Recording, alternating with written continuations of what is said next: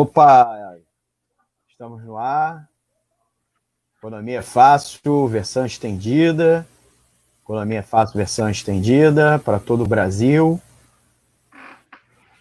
Todo o Brasil e o mundo todo pela internet. Economia Fácil pela Web Rádio Censura Livre, www.crwebradio.com, pelo site, pelos aplicativos de rádio e também live no Facebook.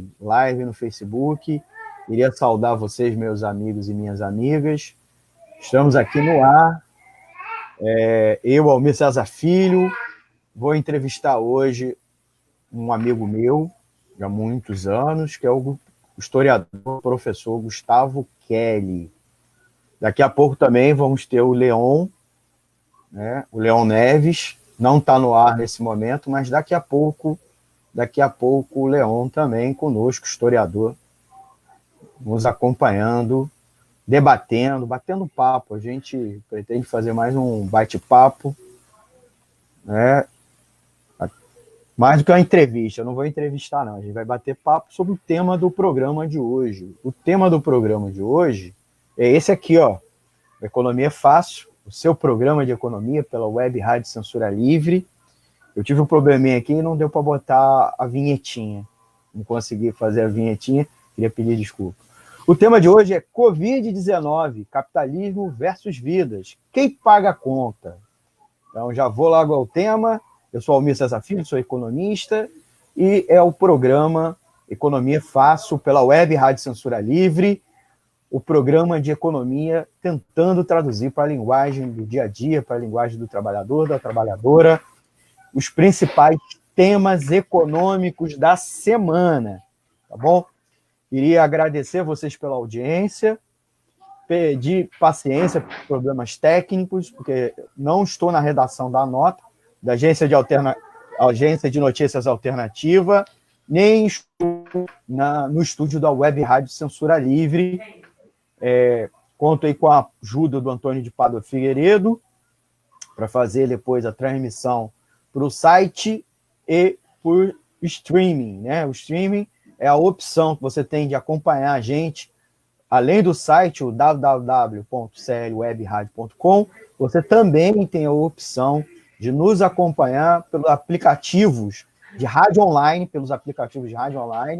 A gente sugere o Radiosnet, que é o parceiro nosso, e também você pode baixar o nosso aplicativo lá na Play Store, na loja virtual Play Store, para aplicativos que servem não só para celular, para celular, tablet e Smart TV. Então você, inclusive, pode nos acompanhar a transmissão e, é claro, a live do Facebook, e esse vídeo sobe depois para o canal do YouTube.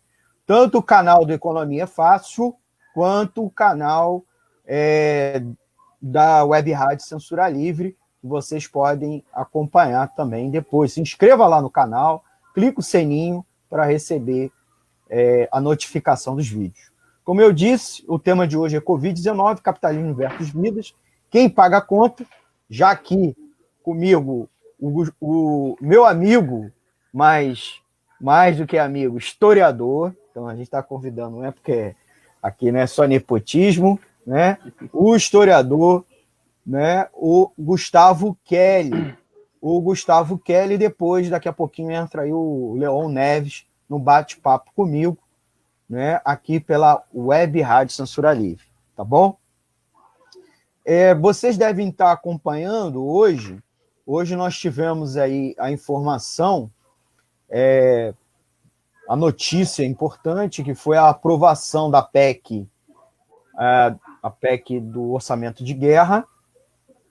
Teve a votação também daquela lei do programa de ajuda, de auxílio federal, que é uma ajuda aos estados e municípios, né, na qual a União vai repassar recursos para os estados e municípios para as despesas excepcionais que os estados estão tendo para combater a Covid, como também socorrer economicamente empresas, trabalhadores. Tá?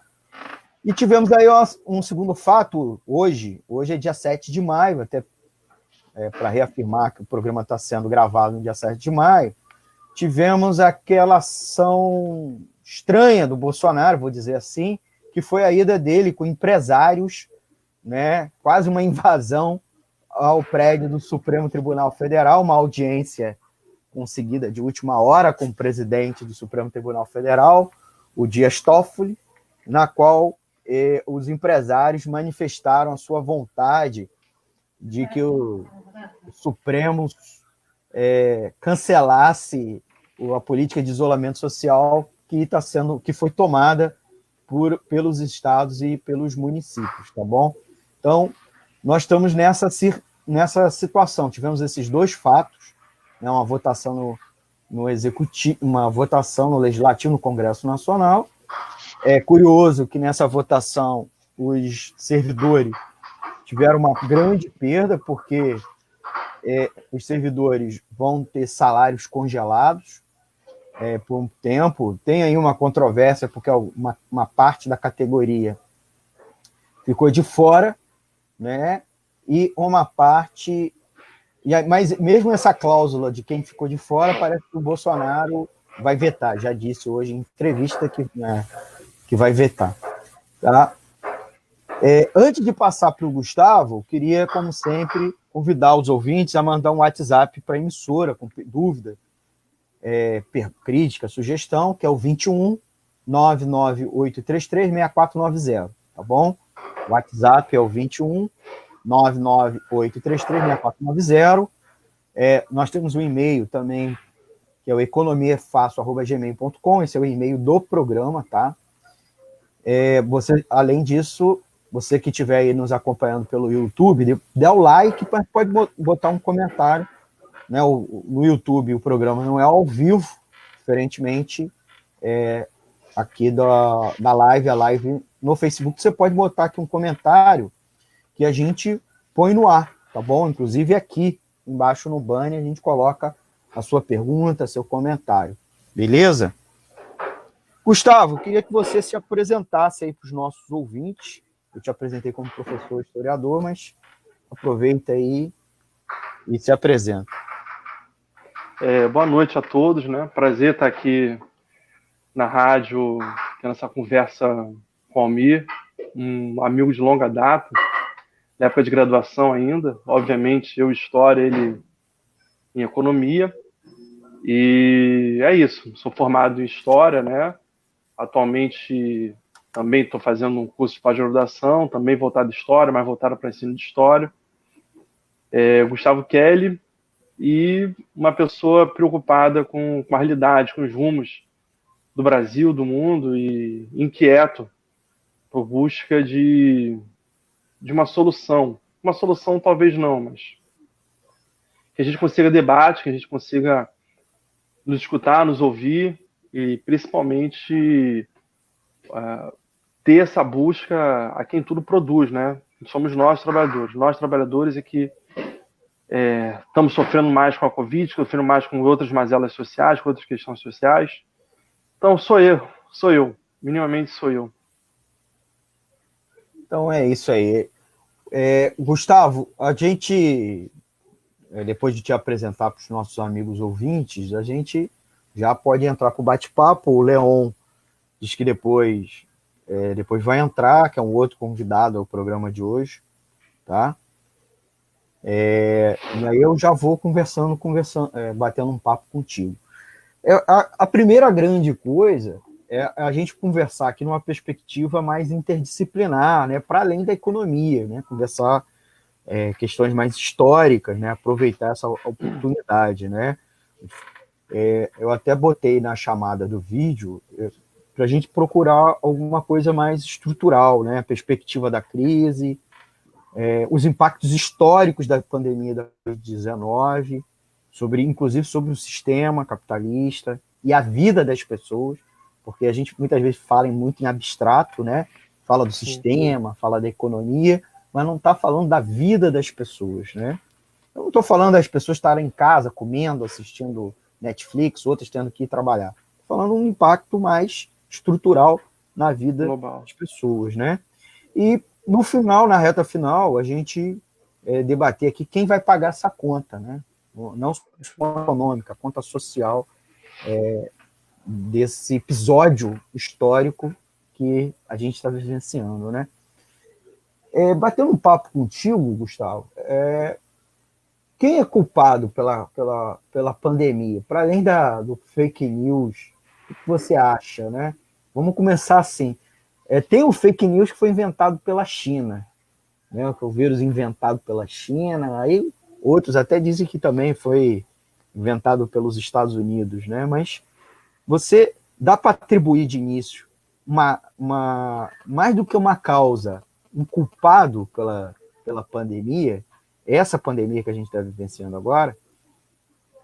Bom, acredito que não. Acredito que a pandemia em si, né, ou seja, a doença e a sua origem, digamos assim, é um fenômeno que ele acaba sendo repetitivo na história da humanidade, né? E aí eu gosto até nas conversas que eu tenho tido com outros meus amigos que são professores de história, são historiadores, a gente pode não somente pegar a questão de doenças, mas como também, e aí entra até mais uma questão econômica, como as grandes fomes, por exemplo, né? Onde você tinha uma sociedade que muito menos complexas, muito mais antigas do que as nossas, onde milhares, milhões de pessoas morreram porque simplesmente não tinha comida, né? A Revolução Francesa, ela um dos motivos que vai detoná-la vai ser uma grande fome, né? Problema na colheita. Claro que teve outros motivos, mas de forma objetiva não, né? O que tem se demonstrado se tem lido e os especialistas têm dito que as pandemias costumam surgir principalmente em grandes concentrações urbanas, grandes concentrações de pessoas, né?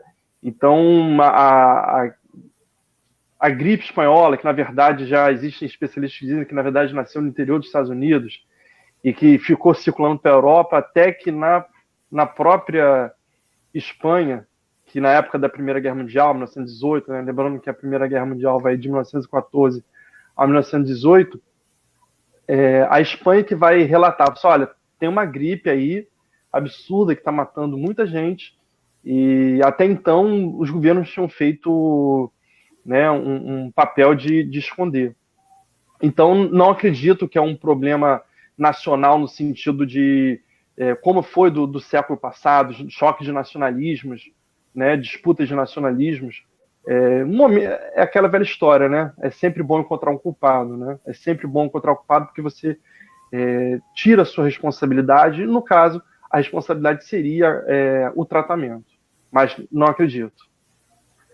Aí a gente se desdobra a uma outra questão, né? Aproveitar essa sua experiência como historiador, né? Nós estamos talvez vivenciando um maior fenômeno histórico depois da Grande Guerra, né? Talvez uma dimensão e um impacto humano superior à Guerra Fria, né? Porque a Guerra Fria foi um fenômeno pingado ao longo de décadas, né? Não totalmente algo tão concentrado de uma vez só. Você acha que vai haver um fenômeno estrutural para a humanidade, para além da tragédia humanitária e também econômica? Nós teremos mudanças históricas? Então, a questão de estrutural, história, ela sempre carrega alguns problemas, né? Porque a história está preocupada muito nas permanências, né, e nas mudanças. Então, entender por que certas categorias, certas características de uma determinada sociedade permanecem ou elas se transformam. Então, você vai dar um exemplo, fazendo uma rápida digressão. Eu converso muito com meus alunos sobre permanência e mudança, fala sobre o racismo, né? Ou seja, ele pode ter se modificado, mas ele permanece. Então, por que ele permanece? Como ele se permanece? Como ele sobrevive na atual realidade? Pensando em pandemias, fica difícil. Eu até brinco, né?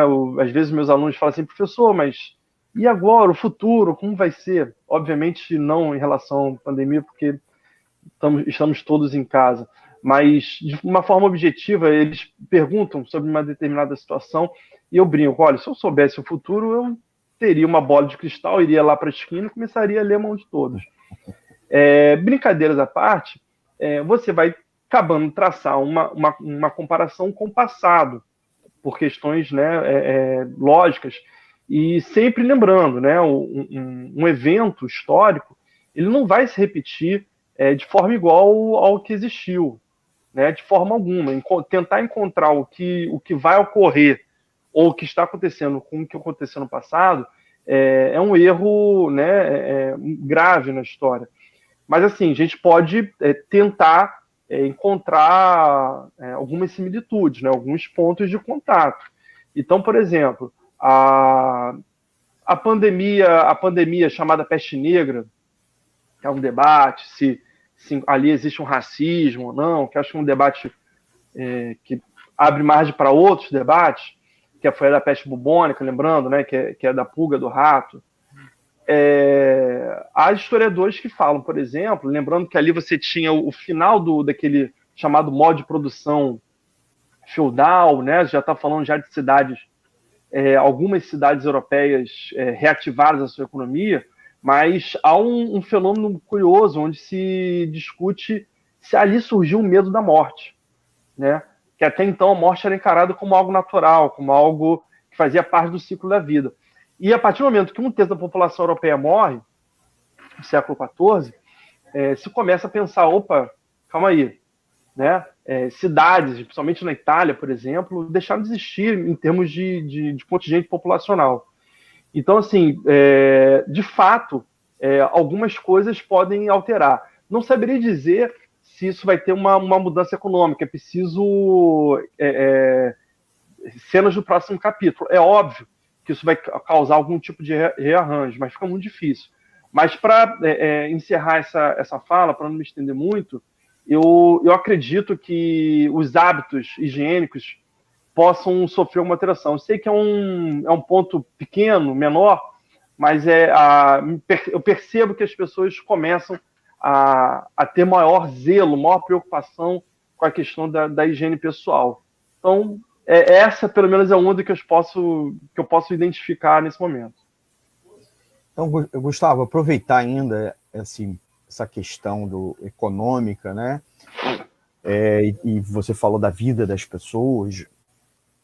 Desde o início da pandemia, do ponto de vista já do Ocidente, né, quando começou os medos que o surto de coronavírus não iria ficar limitado à China, nem mesmo à Ásia, o leste asiático, começou-se a ter a discussão na Europa, na América do Norte, sobre a dimensão econômica, né, que nós não poderíamos, por conta da pandemia, paralisar o comércio, a indústria das cidades, porque isso teria impacto em pobreza, fome, né?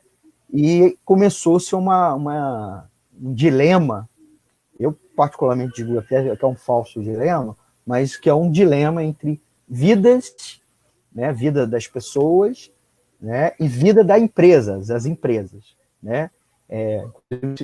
Se falava da morte. O que é ruim? A morte das pessoas ou a morte das empresas? Né? Porque a morte você sobrevive, mas depois passa fome e morre. CPF versus CNPJ. Que agora se afunilou nos últimos dias com esse resumo, né, com essa síntese, né, que hoje, inclusive, foi usada à exaustão pelo Bolsonaro e pelos empresários. Né? Essa e mais duas outras parábolas e analogias que a gente fala aqui depois. Essa dicotomia entre vidas e empresas, ela é um fenômeno novo, recente? O que você acha disso? Quais são as bases históricas, né, na sociedade para brotar um dilema como esse? Então, não é um fenômeno novo, não. É um fenômeno que já podemos, pelo menos, identificar na famosa gripe espanhola, né? Ou seja, como eu tinha dito anteriormente, o nome gripe espanhola só teve essa alcunha, né, esse termo pejorativo, que na verdade é o H1N1, né? Só teve esse termo pejorativo porque o governo espanhol expôs a situação para o mundo. Mas até então, a gripe espanhola, novamente, erroneamente falando, ele já tinha feito seus estragos já na própria população europeia durante a Primeira Guerra Mundial. Quem estuda um pouco de Primeira Guerra Mundial sabe que as más condições sanitárias do fronte de batalha, né, especificamente aquelas trincheiras, né, lembrando que eram aquelas valas de 1,5 m, 2 metros, onde os soldados ficavam amotinados e trocando tiro ali, né, eles não foram para o campo aberto propriamente dito, né, e ficavam ali. Então, aquela situação de falta sanitária também serviu como um ótimo vetor para a doença. E naquele momento, devido à guerra, né, e a interesse, né, por exemplo, os Estados Unidos, é preciso lembrar que após a Primeira Guerra Mundial, os Estados Unidos se consolida, se torna a maior potência econômica capitalista mundial, ou seja, a Primeira Guerra Mundial foi de grande importância, grande valia para os Estados Unidos. E para aquele momento, para os governos, não era interessante nem muito menos parar uma guerra, quanto muito menos parar a economia para abastecer, né, o fronte. A guerra começou, desculpa, a pandemia começou, a guerra ainda não tinha terminado, né? A Primeira Guerra ainda não tinha terminado. Isso, né? não tinha terminado. Começou... Só queria abrir um parênteses sobre essa questão de parar a vida, parar a economia. Existe um filme muito bonito, um filme alemão, chamado, agora eu não sei o nome do título em alemão, mas chama Feliz Natal. Né? É um filme que trata de fato de eventos que de fato ocorreram, verídicos, onde soldados, né, no fronte da Primeira Guerra Mundial se organizam e eles determinam ali um cessar-fogo temporário para comemorar o Natal. E esse filme só abrir esse parênteses cultural aí, porque ele acaba entrando nessa coisa do parar a guerra, parar a economia e a vida, né? O que é mais importante, dá para parar, isso já aconteceu. E por uns poucos dias, 1 ou 2 dias, eles não somente causaram armistício para aquele cessar-fogo temporário, como eles trocaram, né?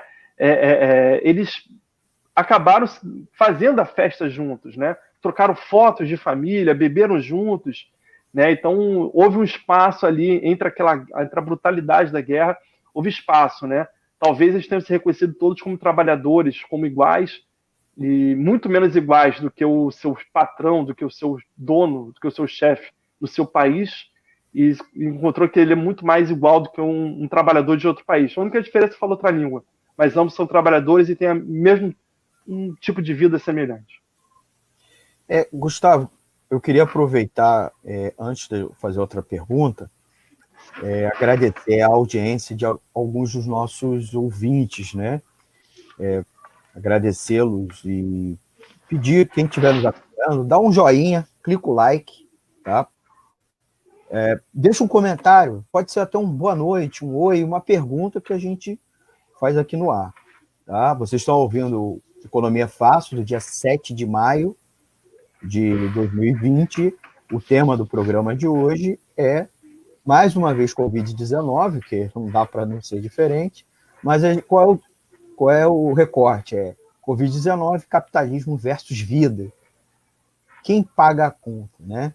Então, a gente está, no momento, conversando com o Gustavo Kelly, historiador, tá?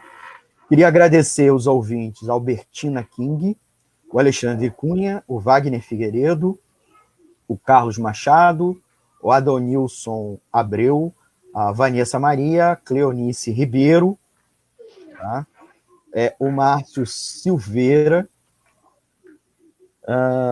Márcio Silveira da Silva, o William Azevedo, o Mário Saldanha, a Rosaura Barbeiro, o Adonilson já foi, o Elcio Cunha, o Flávio Lopes e o Cristiano Bumarque, tá? São aí os ouvintes que a gente conseguiu acompanhar aqui. Então dá um clique, dá um like e manda aí a sua pergunta para a gente pescar você aí e conseguir te identificar nas redes, tá bom? A gente estava falando um pouco agora sobre a crise econômica, né? Vamos trazer agora para um pouco mais para o tempo presente, né? Para o teu olhar de historiador. Eu vinha falando que todos os indicadores apontavam que a economia mundial ou iria para uma crise de grande dimensão, tá? Não só Brasil, como o mundo todo, antes da pandemia. Você, como historiador, inclusive da história contemporânea, a história atual, você percebe isso? Que haviam sinais se precipitando de uma grande crise e que a pandemia só acelerou e intensificou? Ou mesmo, podemos até dizer que ela, mais do que isso, talvez ela seja não a causa, né, mas podemos até dizer que ela seja a manifestação dessa crise? Gustavo? Bom, boa pergunta, né?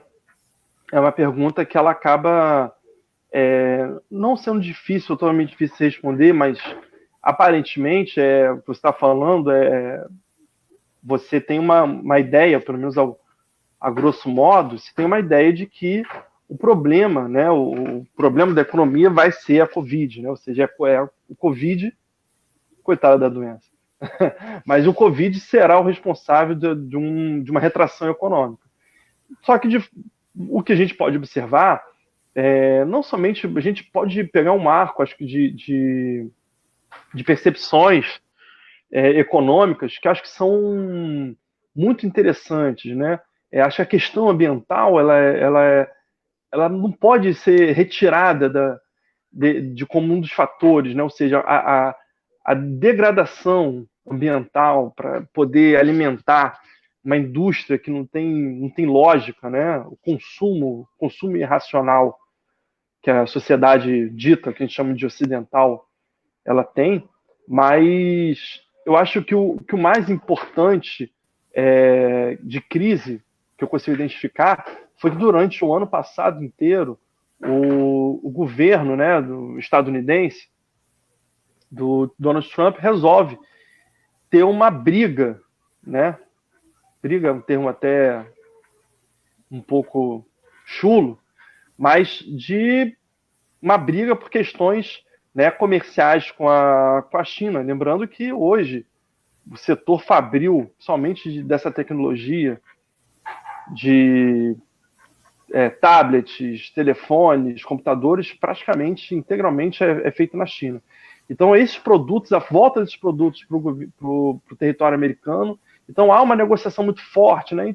E outras barreiras, né? Ou seja, há uma crise econômica onde governos e empresas tentam, né, uma briga incessante para poder diminuir o prejuízo ou aumentar o lucro. Pelo menos essa é um fator, assim, um dado que acho que é bem interessante. Então a gente pode, inclusive, a partir dessa perspectiva, né, Gustavo, dizer que não só é a causa da crise, né? Talvez a gota d'água, né? No mínimo é a gota d'água, porque a crise já estava, né? Já estava se conformando uma crise econômica mundial, inclusive de grande dimensão. Mas que a pandemia, a forma que a pandemia assumiu, a dimensão dela, talvez seja também uma manifestação da própria crise, né?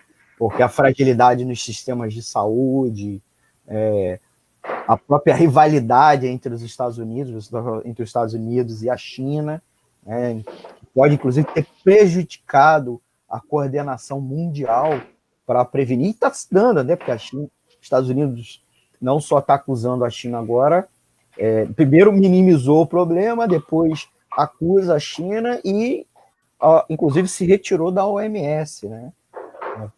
Uma coisa que ninguém imaginar, né? Os Estados Unidos que construiu ou ajudou a construir esse sistema multilateral internacional, né? Ele agora é o primeiro que se retira, né, do sistema multilateral, coisa que só regimes títulos bonapartistas, né, faziam no passado, né? Se retirar dos órgãos, né? Bater na mesa, se retirar, acusar o outro, né? De estar envenenando o seu país, né? Inclusive a gente enquanto o Leon não entra, a gente ganha até uns minutinhos, vamos tomar o tempo dele e vamos falar, né? É uma coisa inédita, né? Na perspectiva que até mesmo os Estados Unidos ajudou a construir o sistema internacional e agora ele, multilateral, né? Tá aí falando um monte de bobagem, se retirando dos órgãos. É uma analogia, uma comparação, essa retirada, essa saída dos Estados Unidos da OMS é a própria briga que os Estados Unidos está tendo na OMC, né? Que você estava lembrando aí da briga comercial dos Estados Unidos com a China. Não é só essa, né? Tem também a briga dos Estados Unidos com a OMC, naquela ela acusa a OMC de só privilegiar os adversários dos Estados Unidos, né? Perfeito. Comenta mais aí um pouquinho aí. Não, então, Não, então, em relação a esse outro ponto que a gente está discutindo, está comentando sobre a crise econômica, né? Quem vai vir, quem veio antes, né? O ovo ou a galinha. Então, assim, a gente tem uma crise econômica aí endêmica, que faz parte, né, do próprio sistema capitalista, onde é uma produção irracional, né? É o que eu tenho falado sobre um dos pontos que eu gosto de ler alguma coisa, sobre a questão ambiental. Então, assim, agora, por exemplo... Bem colocado, uma boa dimensão. Agora, por exemplo, se degrada tanto a natureza e o petróleo teve dia que foi doado, porque o preço, tudo bem que ali há aquela disputa também, a Arábia Saudita, né, os países produtores da OPEP com a Rússia, mas só demonstra o quanto o capitalismo ele não tem, a sua produção ela é irracional, né? Ou ela só tem uma razão, que é o lucro individual, não é para atender as demandas da sociedade. Então você vê agora nessa questão da Covid, a preocupação do governo Bolsonaro é fazer nada, né? Ou seja, entre salvar vidas e fazer a economia girar, ele prefere fazer nada, porque fazer nada significa dizer que um monte de pessoa vai contrair, vai morrer, e ele não precisa fazer muito. Então, eu acho que acaba sendo uma pergunta que parece que tem uma pegadinha aí, mas não tem, ela é muito simples. E, ao meu ponto de ver, voltando para a questão ambiental, você pega a questão do consumo, né, eu, por exemplo, junto com outro amigo meu, a gente tem um projeto de levar dentro da nossa escola discussões de agrofloresta para levar essa questão do consumo, né? Como a gente poderia estar consumindo muito melhor, de uma forma muito mais saudável, certo? Mas não. Então, é muito comum você ver, por exemplo, você vai não somente em grandes redes de supermercado, mas grandes redes de hotel, tu vai na lixeira que tem de comida sendo jogada fora, né? Então, você tem um grande problema aí, né? Um consumo excessivo, poucos têm acesso a esse consumo, e você vai degradando a natureza como um total. Então, acho que essa crise econômica ela já era anunciada, né? A própria crise de 29, por exemplo, aí pegando um pouco mais para trás, era uma crise que os economistas, né? É muito difícil um economista, e aí não é falando do Almir, não, mas de outros, de falar que a economia não está mal, né? É muito curioso, você já reparou? Não, a economia está bem, só precisa fazer isso, precisa fazer uma reforma aqui. Eles nunca falam assim, gente, está tudo ruim, entendeu? É muito difícil um economista somente que trabalha para empresas de investimentos falar que criar um cenário negativo. Então, mas desde 26, 25, a crise econômica de 29, ela já aparecia ali. E essa crise também, ela não é de hoje, não é do Covid.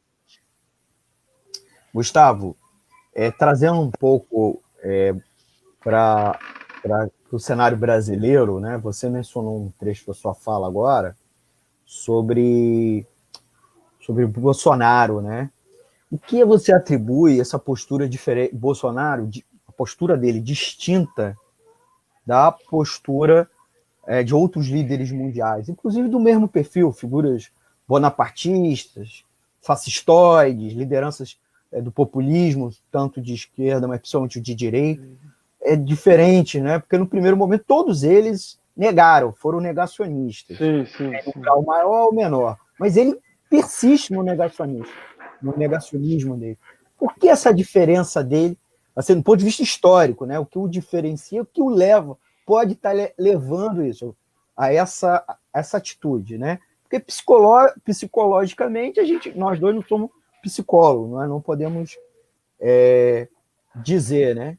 Eu queria que você desse essa dimensão. Mas você, antes de falar, eu queria dar outro recadinho para os nossos ouvintes. Né? Vocês estão ouvindo a Web Rádio Censura Livre, www.clwebradio.com. Esse aqui é o programa Economia Fácil, versão estendida, edição de 7 de maio de 2020. Nós vamos ter o ar inédito ao vivo toda quinta-feira, às 20 horas, com live no Facebook. Antes do Gustavo responder, Gustavo Kelly, historiador que está aqui conversando com a gente, nós estamos cada um na quarentena em casa, então a gente pede desculpa pelos ruídos, pelo som, família próxima, aqui, ali, acolá, né? Dá dois salvos, dois amigos aí deixaram um comentário. Um é o Dirley Santos. Boa noite, Almir.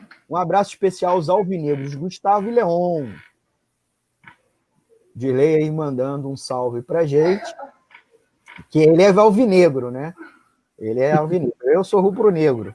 Aí a gente continua aquela conversa lá do início, que eu nem entrei nenhuma polêmica aí, mas mandando um salve, o Dirley Santos.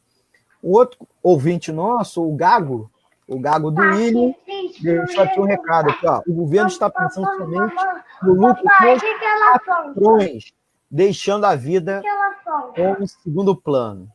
Então, são aí dois comentários, inclusive esse segundo tem muito a ver com a minha pergunta. Gustavo, por que o Bolsonaro age diferente? O que a gente pode apontar do ponto de vista histórico? Então,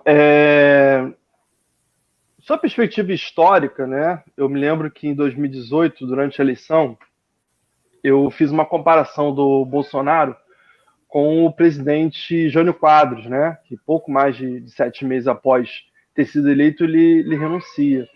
E o Jânio Quadros, ele acaba uma trajetória muito mais importante do que o Bolsonaro na política, né? Foi prefeito de São Paulo e muito mais carismático, né? Existe até relatos do Jânio Quadros, desculpa a digressão, de que o Jânio Quadros usava sempre ternos muito escuros para que a sua caspa caísse no terno e ele ali no corpo a corpo, pedindo voto, as pessoas olhassem com ele como um igual, né? Uma pessoa com defeitos e tudo. Mas a comparação com o Jânio Quadros tem muito a ver com uma ideia de ser um outsider, né? Um de fora.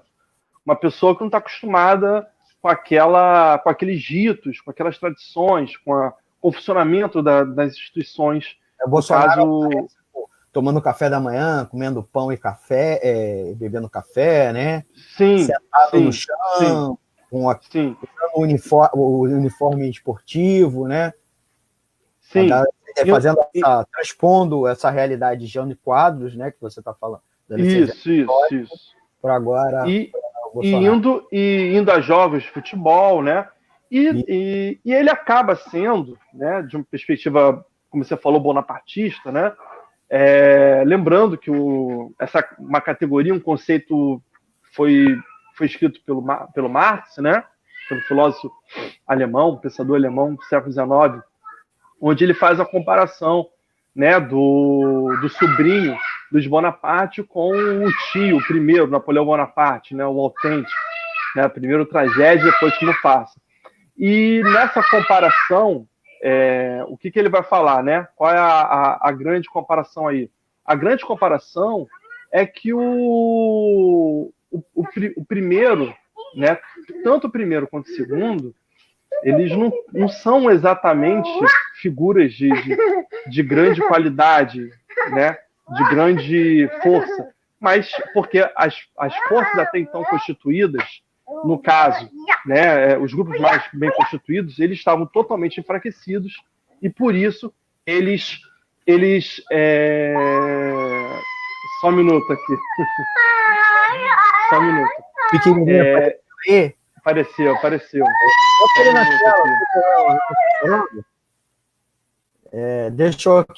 Deixa eu voltar aqui, daqui a pouco o Gustavo volta. A gente está nesse período de quarentena em casa, né? E acontece. E o programa também é ao vivo.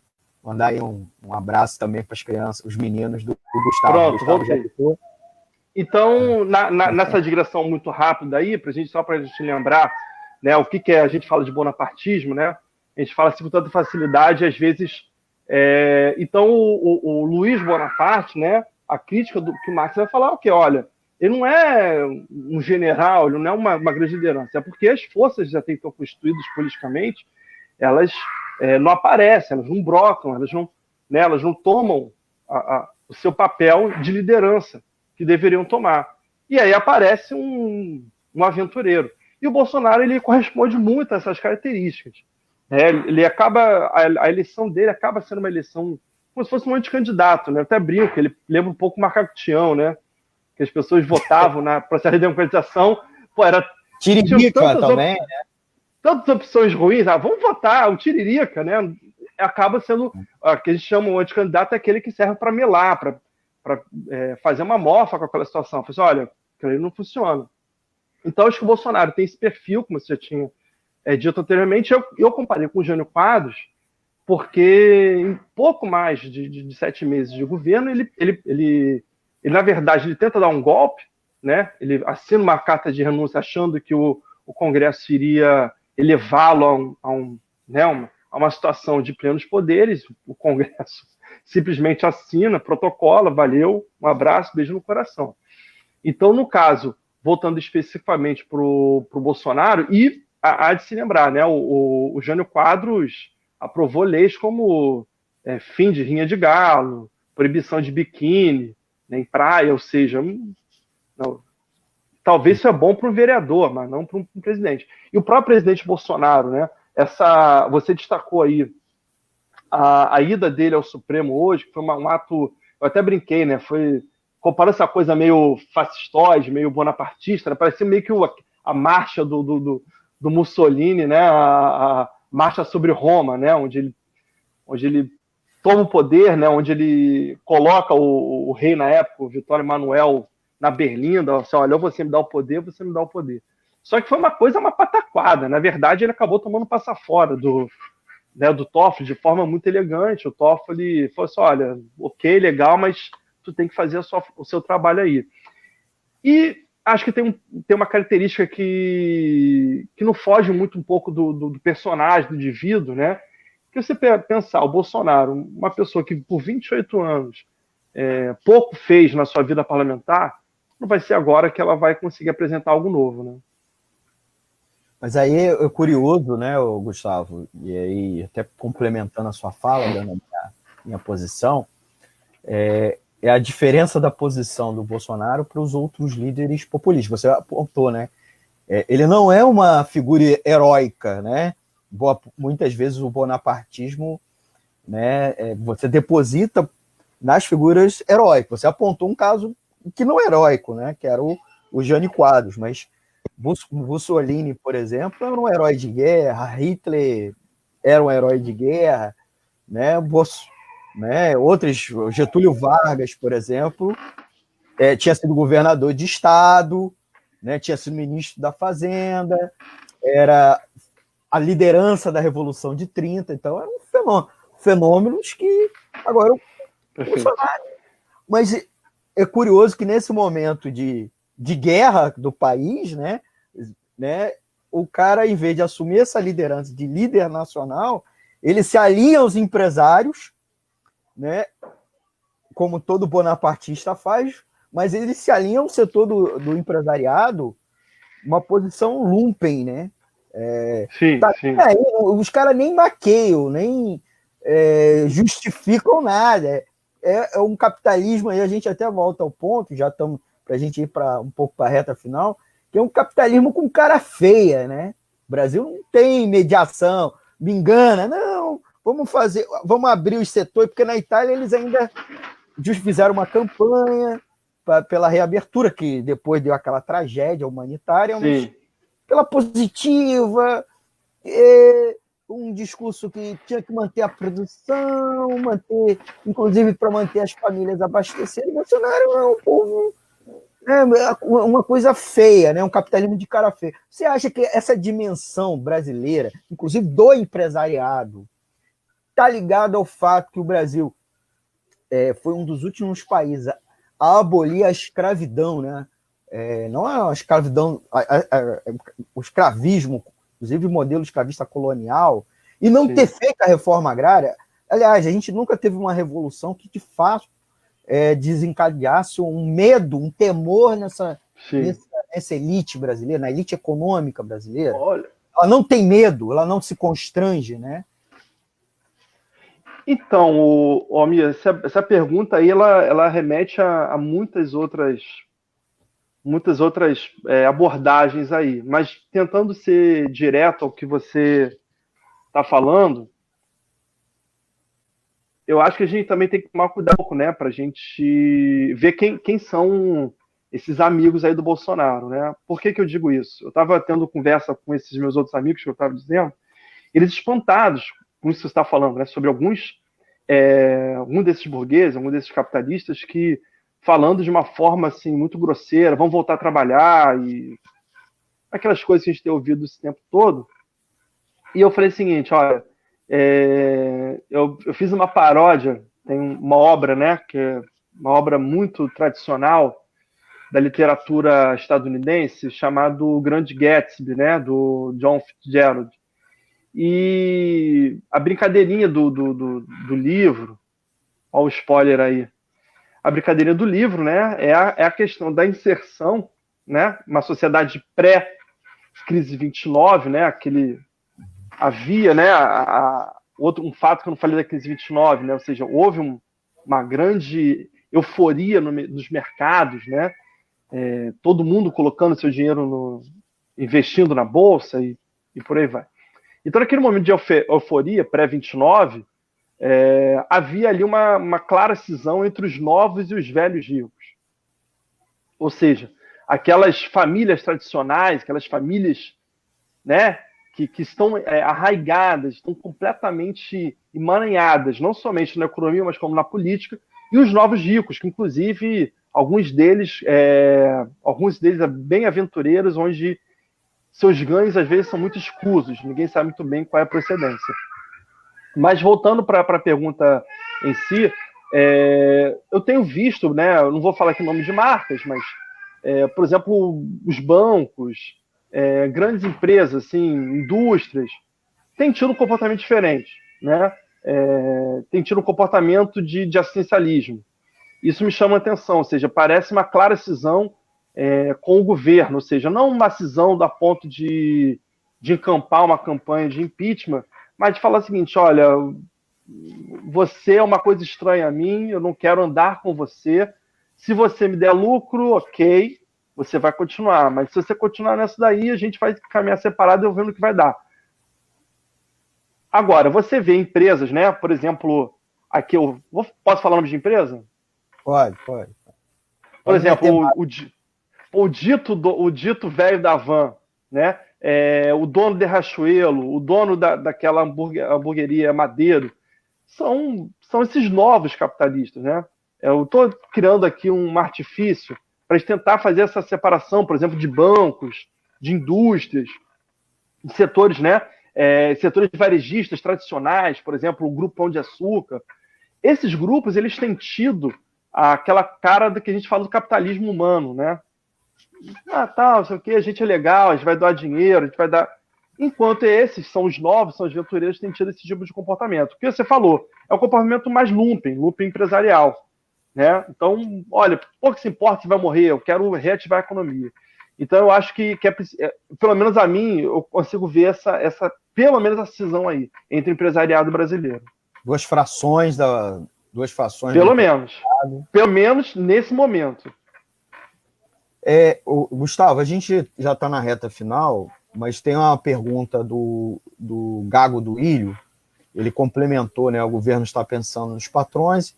Ele fez uma denúncia aqui importante no Comperj, aí para explicar para os nossos ouvintes, para quem não é do Rio de Janeiro, que é o complexo petroquímico do Rio de Janeiro, que está em construção, né?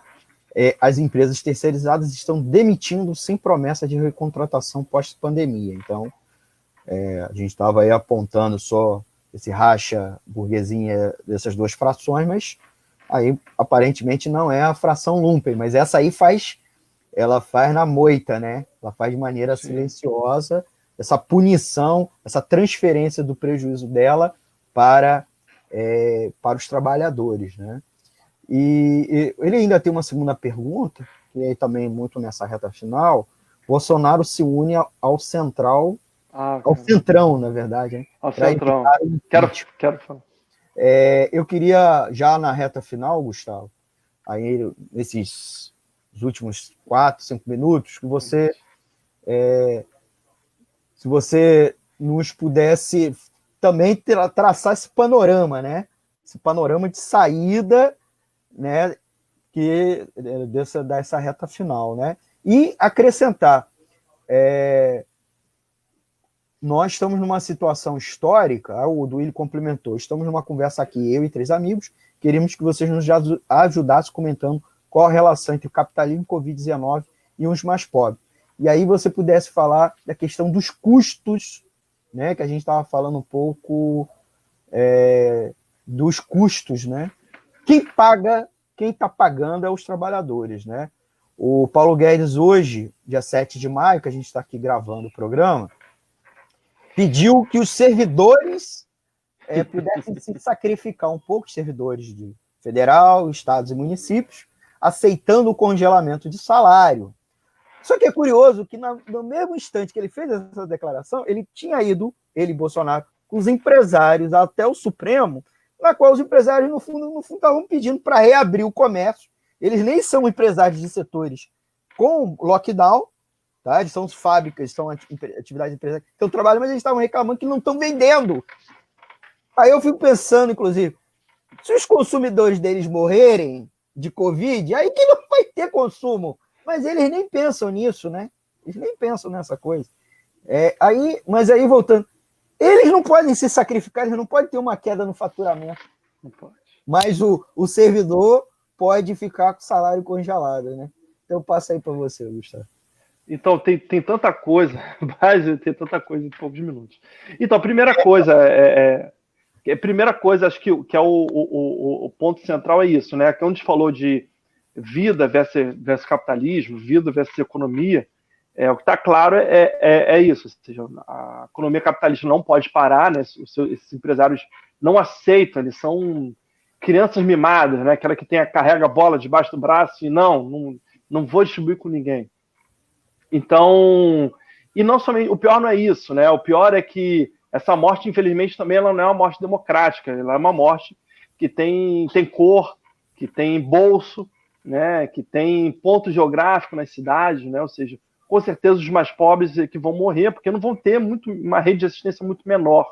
Né? Você vê o Rio de Janeiro, por exemplo, parece que já tem uma fila de pouco mais de 1.000 pessoas para ser internadas, enquanto já existem relatos aí, por exemplo, o doutor médico Gustavo Treisman já relatou que a situação ela é tão grave, mas ao mesmo tempo você tem o hospital público, o SER, aqui da Barra, no Rio de Janeiro, vazio, porque não tem hospital, a prefeitura não contrata, e ao mesmo tempo você tem leitos em hospitais privados que estão vazios, esperando pessoas que têm plano de saúde que possam estar internadas. Então, acho que somado a isso, você tem outro problema aí, certo? A gente, voltando para a questão do bonapartismo, eu sei que eu vou fugir um pouco, mas sem pegar o conceito em si, mas eu queria pegar a questão da falta, né, das forças tradicionais para ocupar esse momento histórico.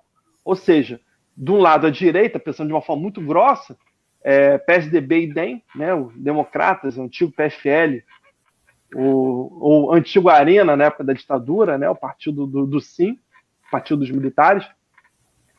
Tanto esses grupamentos mais tradicionais da direita, muito acanhados, né, você vê tanto Alcolumbre no Senado quanto Maia sem tomar uma postura exata, né, os pedidos de impeachment vão se avolumando no Congresso e ele não leva à frente. E do outro lado, pela esquerda do PT. Né? O silêncio do PT tem sido uma coisa assim, assustadora. Assustadora. São mais de 30 milhões de votos. Não é possível que o PT não faça uma coletiva. Né? E aí não estou falando em perspectiva revolucionária.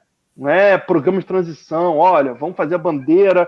Não, faça uma coletiva, honre os 30 milhões de votos, crie um programa de combate à pandemia, para que a população cobre do governo, fala assim, olha, tem que fazer isso, se não fizer, estamos lascados.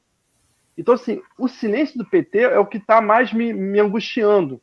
Quer dizer, não só a mim, eu estou em vários grupos de WhatsApp, de professores, de pessoas que fazem a pós-graduação comigo, e as pessoas estão desesperadas, as pessoas vê todo dia as pataquadas do governo Bolsonaro, o Idaí, né? E nada. Então, quer dizer, ao mesmo tempo, o Bolsonaro está cercado de iguais a ele, mas alguns ali escapam e têm um intelecto um pouco maior e fizeram uma orientação correta. Olha, procura o centrão, sai sai dessa coisa ideológica, porque, infelizmente, o bonapartismo também tem disso, né? Ele acaba regimentando grupos, independentemente da sua classe social, que acabam alimentando um fenômeno psicológico, né? Ou seja, vira uma torcida. Né? Vira uma torcida, não é mais uma coisa extremamente racional. Tanto que, uma semana após esse alinhamento, né, com os piores setores da economia, da política, Arthur Lira, Roberto Jefferson, que tem um passado complicadíssimo, foi pedido a cabeça do Moro. Complicado, né? Foi pedido a cabeça do Moro. Ou seja, aqueles que foram perseguidos por Moro, e aí sem defesa ao Moro, a gente sabe todos os limites que tem o Moro, né? Nunca será o candidato dos trabalhadores, mas, querendo ou não, ele com a atitude que a gente pode questionar se foram mais ou não técnicas e jurídicas, né? Mas ele acabou prendendo um monte de gente que de fato era corrupta. Mas, assim, para tentar encerrar, falta, né, tanto os setores da direita quanto da esquerda aparecerem e cobrarem, mas infelizmente, da mesma forma que Bolsonaro tem uma política do Idaí, ou seja, vamos deixar o barco correr, tanto direita quanto esquerda, pelo menos assim, dos setores tradicionais dessa perspectiva eleitoral, também estão esperando 2022, estão esperando o governo sangrar até 2022 e lá conseguir tomar o poder de volta. Gustavo, queria te agradecer pela entrevista, pelo bate-papo. O programa de hoje foi muito legal, né? Foi interdisciplinar, né? O Economia Fácil de hoje, 7 de maio de 2020, o tema foi Covid-19, capitalismo versus vidas, quem paga a conta? Tivemos aí o bate-papo ao vivo com o Gustavo Kelly, historiador, professor. Iria participar também o Leon Neves, mas acho que teve um problema com ele. Tá? Ele já tinha avisado que ia entrar mais tarde, mas acabou não entrando aqui. Tá bom? Isso acontece. Mas aí no próxima vez vamos tentar com o Leon. Queria dizer para o Gustavo, que está em casa aí, fazendo quarentena, a criançada ao lado dele. Então, queria dar os últimos recados, tá? Os últimos recados. O Dirley Santos, né? Agradecer a ele, o Gabo Duílio, que inclusive botou comentário, o Heitor O Heitor, inclusive, deixou um comentário aqui falando, inclusive, sobre o Bolsonaro, que a trajetória do Bolsonaro lembra muito, né, de eleição, a história do Severino Cavalcante, tá? O Heitor Fernandes, que é jornalista, que é trabalhador dos Correios, que também tem 2 programas aqui na Web Rádio Censura Livre, a gente indica ele, tá? Que é o Em Defesa dos Correios e o Aulas com Filatelia. Queria agradecer a Rita Vasconcelos pela audiência, o Oswaldo Werneck, a Cristina Portela, minha amiga a Cristina, um abraço. Ganharam até um título mundial durante a pandemia, os botafoguenses. Olha a provocação aqui. Botaram aqui uma provocação para o Gustavo. Gustavo. Deixa quieto. Aqui, ó. Alexandre Volk, audiência, obrigado. A Sara Show, um beijão. A Sara. A Marina Morena. Comendo pão com leite condensado. O José Manuel Faria. A Rayane Leal. Aí perguntaram qual é o nome da criança. Qual é o nome aí da criança, Gustavo? Benjamin, mas tem outro. Então tem outro bom. Também. Mostra ele aqui agora no final. Olha que coisa linda. Esse aí não vai ser o pai, não vai ser botafoguense, né? Esse aí vai tomar rumo certo na vida, né? Não? Brincadeiras aí. A audiência também, o Antônio Luiz, agradecer, Antônio Sebastião Luiz. A Eliana Enzo, presidente da OAB de São Gonçalo, nos prestigiou. A Fabiola, a Tamara Ferreira, a professora Vera Nepomuceno, nossa amiga, Ricardo Zito, a Cristina Portela, eu já falei aqui, a Agle Carvalho, a Edna Félix. Aqui ela até deixou um comentário. Boa noite, Almir. Empresário não abre mão do lucro, mas servidor pode ter o salário reduzido. Essa é a contradição que a gente deixa aí no final, né? Que é a contradição do dia, né, Gustavo? O Gustavo já comentou. Queria agradecer mais uma vez ao Gustavo Kelly, convidá-lo aí para um próximo programa, né? A gente até combinou um programa que vai ser o inverso. Em vez de eu perguntar, ele que vai me perguntar, né? Isso aí. Eu estou empurrando esse mais para frente, nós vamos conversar sobre moeda, né? Que é uma polêmica cada vez agora na esquerda, né? O tema sobre criação de moeda, da onde tirar a grana para pagar as despesas com o combate à Covid, né? Mas no próximo, tá, Gustavo? Claro. Senão na outra saiu na outra. Eu estou empurrando, na verdade, estou empurrando essa edição para o próximo. Tem espaço para fazer considerações finais? Tem, um minutinho. Um minutinho, então. Eu queria agradecer novamente aí o espaço, né? Estou aqui junto com o Almir fazendo um debate que acho que muita gente deve estar em casa se perguntando, né, sobre a questão da economia, porque o governo levantou essa falsa oposição, essa falsa dicotomia. Então, vamos ver. Eu já tinha visto alguns programas da Web Rádio, Censura Livre. Então, vamos dar esse apoio, né, para essa iniciativa que é importante, furar um pouco, né, o bloqueio da grande mídia, né? É uma coisa feita por trabalhadores e acho que é importantíssimo. Então, fica aí meu convite e reforça para que a gente consiga criar um bloco histórico, né? Pegando lá um pouco lá o italiano, lá o grande, fazer um bloco histórico, uma contra-hegemonia, porque tem muita coisa acontecendo por fora da grande mídia e não é relatado. Então, um papo como esse, por exemplo, é difícil você ligar a televisão e ter, né? Sem, né, claro, sem a gente aqui tentar ser muito, né, muito arrogante, mas acho que foi um papo legal. Obrigado, Gustavo. Até o próximo programa. Tá? Você está convidada a, inclusive, participar da equipe da Web Rádio Censura Livre, comentarista, tem um programa. A gente, claro, convida, né, os nossos ouvintes a apoiar a Web Rádio Censura Livre e participar aqui conosco, né? A Web Rádio Censura Livre não recebe dinheiro de empresário, anúncio publicitário, só doação. Então, contribua, tá? Ou peça para sua entidade, seu sindicato, sua entidade de classe, sua associação de moradores, participar, doar. E a gente também tem essa campanha aqui no Apoie-se, né, que é o apoia.c/CL Web Rádio, está aqui embaixo no card, né, aqui na tarja.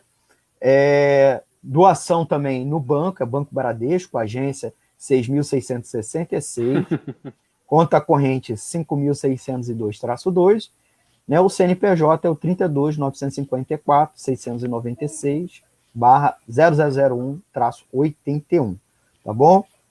Web Rádio Censura Livre, www.clwebradio.com, baixa o aplicativo, e esse programa vai estar salvo. Vocês podem assistir desde o começo aqui no Facebook, na nossa página no Facebook. Nós vamos subir para o nosso canal do YouTube, tá?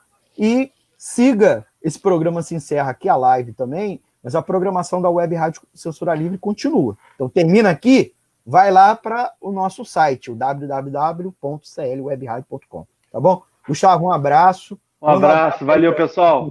Para tua companheira e até o próximo bate-papo. Vamos lá, galera. Quarentena. Quarentena um para todos. Tchau. Fiquem em casa, né? Fora Bolsonaro. Valeu, tchau. Obrigado, Antônio de Pádua Figueiredo, aí pelo apoio. Obrigado, ouvintes. Até o próximo programa Economia Fácil. Aqui eu sou Almir César Filho. Tchau, gente.